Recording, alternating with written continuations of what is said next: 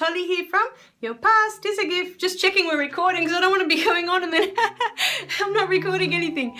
Okay, so in this video, I just had a moment, okay, thinking back to a video I was watching about pedophiles, about sex offenders. And I remember at the time, and I thought I have to put a video together about it because this may be you, okay? You may be sitting there thinking, this is you, you've done something wrong. Now, it always goes back to that. You know, we kind of blame ourselves that we've done something and that caused this to happen to us, okay? And I can promise you, as a child, there's nothing that you have done wrong. There's nothing that you have done that could have caused this, you know, to happen to you. That you brought this on, if you know what I mean. So what I remember distinctly, because I'd been thinking about it for a while before I saw this video, and then somehow he made it so clear to me that that is exactly what I was thinking. So what happens is with sex offenders, okay, if you were sexually abused as a child, this parent, when they have this child, they don't see you as a soul. They don't see you as a human being. They see you as an object that belongs to them. So I'm going to let you sit with that for a minute. Okay?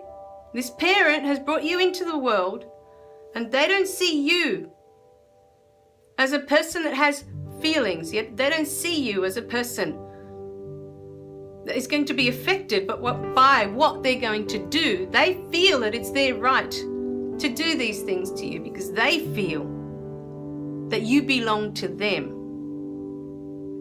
And to them, in their eyes, they see you as an object. They don't see you as someone with feelings. They don't see you as someone that's going to hurt for many years or a whole lifetime because of these actions. So I wanted to put it to you from their point of view of how they've treated you and why they've treated you that way. They've never associated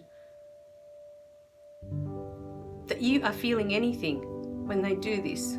So, having said that, okay, you also have to remember that this parent that did these things to you had these things done to them as a child, and they were treated as the object that had no feelings, the object that belonged to this grown-up to do whatever they wanted with. It's their object. They can, you know, it's their toy. They can do whatever they want with it. Doesn't matter.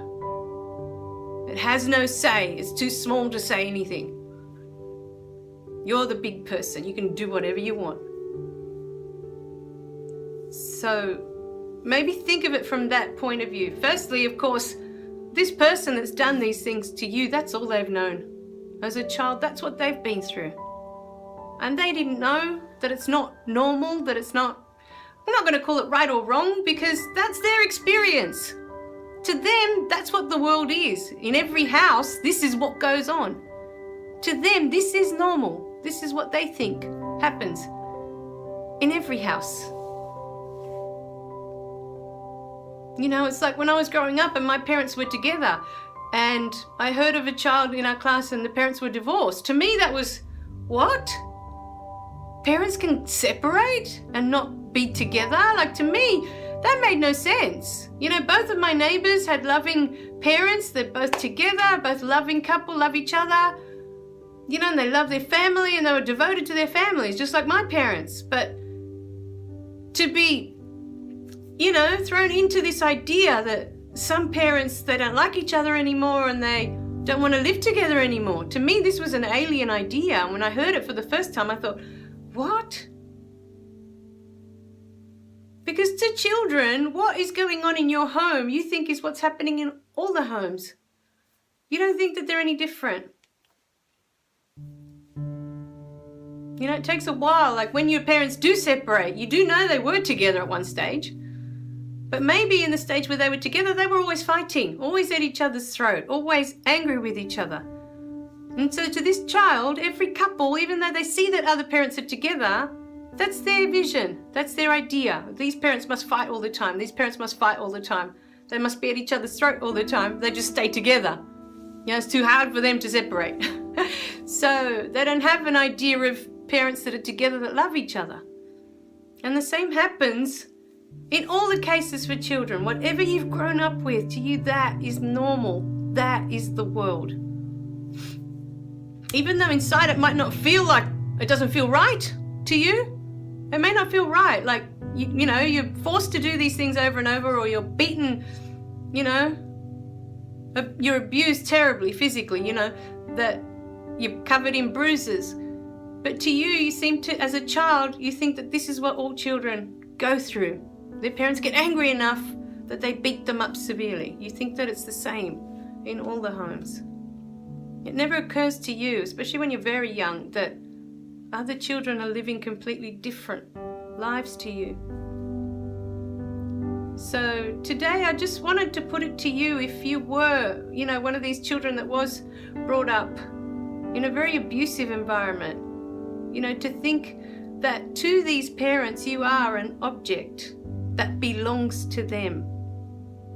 They don't see you as a mini person that one day is going to grow up to be a grown-up like them, an adult like them, with these feelings, with these ideas, they think that you don't have any of that yet.